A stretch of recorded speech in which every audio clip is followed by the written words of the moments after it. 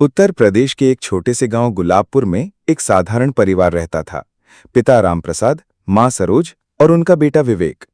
उनका घर मिट्टी और ईंटों से बना था, लेकिन उसमें प्यार और उम्मीद की दीवारें बहुत मजबूत थीं। रामप्रसाद गांव के स्कूल में चपरासी थे। सरोज घर पर सिलाई का काम करती थी। विवेक पढ़ाई में तेज था। उसका सपना था आईएएस अफसर बनना। लेकिन हालात ऐसे थे कि कभी किताबों के पैसे नहीं होते तो कभी स्कूल जाने के लिए चप्पल तक फटी होती। एक दिन स्कूल में टीचर ने विवेक से पूछा, बेटा बड़े होकर क्या बनना चाहते हो? विवेक ने आत्मविश्वास से जवाब दिया, सर आईएएस बनूंगा, गरीबों की मदद करूंगा। क्लास में कुछ लड़के हंसने लगे।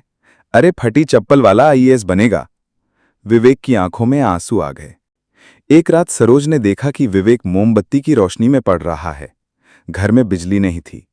उसने धीरे से अपने पुराने ब्लाउज को सीकर एक नया कुर्ता बनाया ताकि उसे शहर भेजकर ट्यूशन दिलवाया जा सके। पिता रामप्रसाद ने अपनी साइकिल बेच दी ताकि विवेक के कोचिंग का एडमिशन हो सके।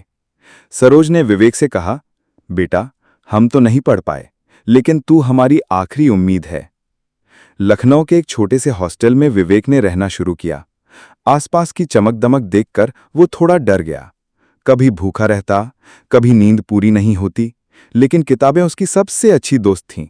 वो कहता, एक दिन मैं उस कुर्सी पे बैठूंगा जिससे लोग डरते नहीं, भरोसा करते हैं। पहली बार में विवेक यूपीएससी का प्री एग्जाम पास नहीं कर पाया।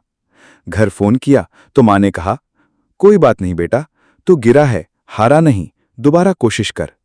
विवेक ने फिर से तैयारी की। इस बार सब कुछ दांव पर लगा दिया। खेत गिरवी रख दिया गया। कपड़े तक सरोज ने खुद के पुराने पहन लिए ताकि नए कपड़े विवेक को भेजे जा सकें। तीसरी बार में रिजल्ट वाले दिन विवेक के पास एक मैसेज आया, congratulations, you have cleared UPSC civil services exam AIR 64। वो रोने लगा जोर से, लेकिन ये आंसू जीत के थे।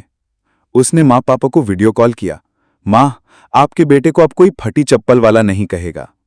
रामप्रसाद ने अपनी आंखें पोंछते हुए कहा, बेटा अब तू उस कुर्सी पर बैठेगा जिससे लोग इंसाफ की उम्मीद करते हैं। 3 महीने बाद गांव में ढोल नगाड़ों के साथ विवेक का स्वागत हुआ। पूरे गांव की आंखें नम थीं, लेकिन दिल गर्व से भरे हुए। सरपंच ने मंच पर कहा, हमारे गांव का बेटा आज अफसर बना है। ये सबक है उन सब के लिए जो सपने देखने से डरते हैं। सरोज ने विवेक को गले लगाते हुए कहा, तू अब सिर्फ हमारा बेटा नहीं, इस गांव की शान है। विवेक की पहली पोस्टिंग उसी जिले में हुई जहां वो पैदा हुआ था। अब वो चपरासी का बेटा नहीं, जिलाधिकारी विवेक प्रसाद बन चुका था। उसने सबसे पहला काम किया, अपने गांव में स्कूल का नवीनीकरण। हर बच्चे को मुफ्त किताबें और यूनिफॉर्म दिलवाया। सरोज अब गांव की महिलाओं को सिलाई सिखाती थीं। रामप्रसाद स्कूल के बच्चों को नैतिक शिक्षा देते थे। एक शाम विवेक गांव के पुराने घर के बाहर बैठा था। मां चाय बना रही थी, पापा अखबार पढ़ रहे थे। विवेक ने मुस्कुराते हुए कहा, मां अगर आपने वो कुर्ता नहीं सिया होता, पापा अगर आपने साइकिल नहीं बेची होती, तो मैं यहां नहीं होता। सरोज ने मुस्कुराकर जवाब दिया, बेटा तू हमारा सपना था, लेकिन अब तू हजारों का सपना बन गया है।